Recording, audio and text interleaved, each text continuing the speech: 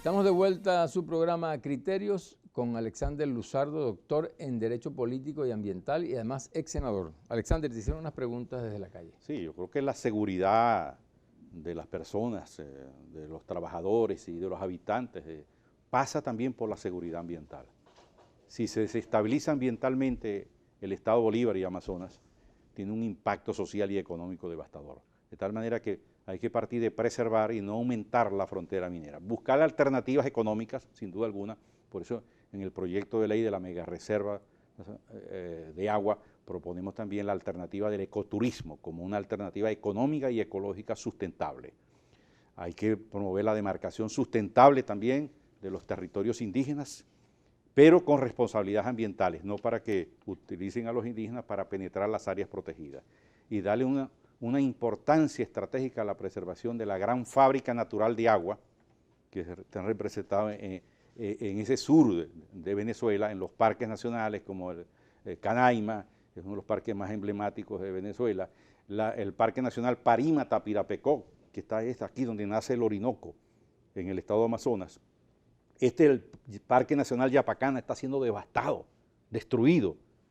Aquí está el Duida, Maraguá, que aquí hay una reserva de la biosfera Alto Orinoco, Caciquiare. O sea, esas reservas se respetan, Alexander. Vienen siendo invadidas. Por ejemplo, el Parque Nacional Yapacana viene siendo invadida. Entonces, un llamado a las Fuerzas Armadas, que tienen que proteger el territorio. El territorio es territorio de agua, territorio de biodiversidad. No es un territorio seca, no, es un territorio de espacio geográfico de ambiente, como totalidad, y hay que entenderlo. Y sin el sur, el país no tiene viabilidad. No es posible destruir por lo tanto, en relación a la pregunta, impactar, promover el arco minero, sin duda alguna, significa un crimen ecológico transgeneracional. Pero en todo caso, Alexander, hay quien plantea que es posible reparar, hacer una reparación de los daños que se puedan hacer ahí cuando está una explotación verdaderamente ajustada a lo que son las normativas ambientales, ¿no? Lo que pasa es que en un bosque tropical la minería ecológica no existe. O sea, no es compatible, y menos y tampoco en una reserva forestal. Las reservas forestales se decretaron para promover la actividad forestal, pero también para preservar las cabeceras de los ríos, los bosques, dentro de un concepto de equilibrio ecológico general. Por eso la Constitución, en el artículo 127, protege de manera expresa los parques nacionales, el hábitat indígena y demás áreas bajo régimen de administración especial. Que por cierto tú fuiste de los que propuso todos los que está establecido en la Constitución con relación a lo que es la protección ambiental, ¿no? Una observación que hizo el doctor Germán Escarrá en ese caso. Sí. Bueno, Alexander, te hicieron otra pregunta desde la calle. Sí, bueno, no es compatible. La actividad minera, el llamado arco minero, acaba con el sur de Venezuela. O sea, promover no solamente los 12 millones, sino que creo que uno de los ministros declaró, no son 12 millones, sino que vamos a impactar el 30% solamente. El 30% abre aquella zona a la invasión garimpeira desde Brasil. Y solamente en el año 90 tenía más de 500.000 miembros el sindicato de garimpeiros de Brasil. Por eso se decretaron estos parques durante la gestión del exministro Enrique Colmenares Finol. En el año 90, 91 se decretaron los tepuyes, que son únicos en el planeta. La mayoría de los tepuyes, casi todos están en Venezuela, entre el estado Bolívar y Amazonas. De tal manera que el sistema de parques nacionales debe ser protegido. Por cierto, esta declaración que se va a cumplir 30 años, el 31 de mayo de 1987, en Última Noticia, una entrevista que nos hizo Silvia Bernardini, dentro de 30 años Venezuela será un bagazo, se van a cumplir 30 años.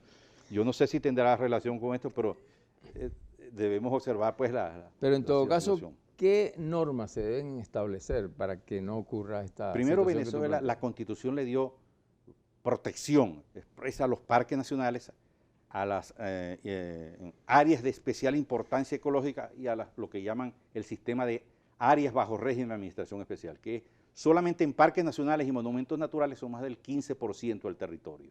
Más del 40% del territorio está protegido. Venezuela tiene 43 parques nacionales, de las cuales 41 fueron creados entre el 58 y el año 91. No se ha creado más ningún parque nacional y estamos empeñados en destruir los existentes. Entonces, Venezuela tiene una ley orgánica del ambiente, una ley para la ordenación del territorio, tiene leyes de avanzada y una constitución ambiental muy avanzada, pero además pueden ser afectados más los pueblos indígenas, porque no podemos decir que vamos a consumir agua contaminada con cianuro o con mercurio. No es porque una parte del agua va a estar contaminada, no es posible. O sea, es una bendición para el país tener las reservas de agua potable de las más importantes. Por eso el 304 de la Constitución habla que todas las aguas son bienes del dominio público de la nación, insustituibles para la vida. Son bienes insustituibles para la vida que prevalecen sobre el oro, sobre el petróleo, sobre cualquier otro bien. Mira, la Constitución le da derecho a los territorios, a los indígenas, pues su territorio. Ahora, ¿cómo colide toda esta situación con relación a la explotación que están haciendo ahí y la participación también indígena en ese caso? Primero, no han sido consultados. Hay ya quejas de los dirigentes indígenas que están despertando, y esto arrasaría con el hábitat y los territorios indígenas que están protegidos en el artículo 119 al 126 de la Constitución, y también el 327, que dice que proteger las fronteras, los parques nacionales, el hábitat indígena y demás áreas bajo régimen de administración especial. Pero debe demarcarse los territorios indígenas, el hábitat, pero con responsabilidades ambientales, no para utilizar a los indígenas como se usó en el decreto 1850 y el 3110, de que se los utilizaba para crear una zona de uso minero indígena, lo que contribuye a su devastación. Entonces, no es que yo voy a promover minería dentro de un parque nacional, porque eso es acabar, no es compatible. Es como decir que en el Ávila yo voy a explotar el carbón o la minería, eso es una locura, pues. Dentro de esos territorios está el Caura, el parque del Caura. Algo tan significativo que tiene el Caura que llama mucho la atención a muchos ambientalistas? Sí. El Caura fue hasta hace poco la última cuenca virgen, una de las últimas cuencas virgen del planeta. Está siendo afectada, tiene como 5 millones de hectáreas. Hay iniciativas, incluso desde el Congreso anterior, también desde la Asamblea y de movimientos incluso ambientales, algunos del ARA, algunos del sur, de promover un parque nacional. Yo estoy proponiendo una reserva de la biosfera, y dentro de la reserva de la biosfera puede crearse un parque nacional. Incluso el Tribunal Supremo instó al Ejecutivo a que se declarara un parque nacional hace varios años y no lo han hecho. Tuvieron la oportunidad de decretar como aquellas zonas además como sumideros ante efectos del cambio climático. Aquellas zonas son el gran aporte de la República Bolivariana de Venezuela, como lo establece el preámbulo, los bienes jurídicos ambientales como patrimonio común e irrenunciable de la humanidad. O sea que la creación de parques nacionales colide directamente con la propuesta del... Claro, dentro de un parque nacional se puede hacer minería, dentro de una reserva. Sin embargo, eso ya algunos son parques, ¿no? Sí, están siendo intervenidos, y si dejamos que ese gran tesoro ecológico del país, es un gran tesoro ecológico y de agua, eso tiene más valor que cualquier otra cosa. Una reflexión final al país. Mucho gusto. Bueno, yo creo que el país tiene que reflexionar, y cuando hablamos del país hablamos de todos los sectores, políticos, sociales, ambientales, culturales, universitarios. El país tiene que enrumbarse, reequilibrarse, y necesitamos convivir en este país, pero para eso hay que preservar la biodiversidad, las reservas de agua. Como decía el ex senador Uslar Piete, si no preservamos ese vasto territorio, su fragilidad, no habrá país. Entonces, preservemos el país, pero para reconstruir la nación, con el concurso de todos, necesitamos también preservar los parques nacionales y las grandes reservas. Por eso ese gran proyecto de la Mega Reserva Nacional de Agua, Biodiversidad y Electricidad Sustentable. Muchísimas gracias, Luis Santos. El agua como fuente de vida es en esencia nuestro recurso más valioso. Cualquier actividad que atente contra nuestros ríos y nuestras cuencas hidrográficas debe ser prohibida o altamente regulada, ya que las consecuencias negativas de esta actividad pudieran ser superiores a los supuestos beneficios.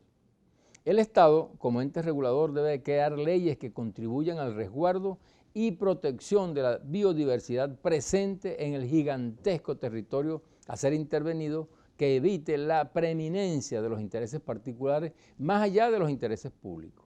Venezuela no debe celebrar contratos donde se nos haga responsable de las pérdidas y se beneficie a la contraparte en desmedro de la soberanía nacional.